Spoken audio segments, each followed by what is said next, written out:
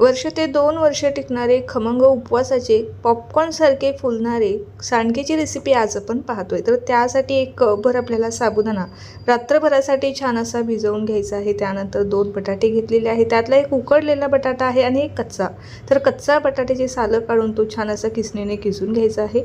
2 ते 3 पाण्याने स्वच्छ धुवून त्यानंतर आपल्याला हा छान चाळणीवरती निथळत ठेवायचा आहे. लगेचच इथे मोठ्या मिक्सिंग बाउलमध्ये आपण जो साबुदाणा भिजवलेला होता तो काढून घेतला. उकडलेला बटाटा किसून घ्यायचा आहे आणि जो निथळलेला कच्चा बटाटा आहे तो सुद्धा टाकून घ्यायचा आहे.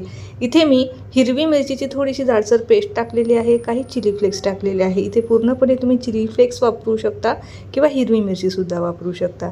1 चमचाभर आपल्याला जिरं घालायचं आहे. चवीप्रमाणे मीठसुद्धा घालायचं आहे.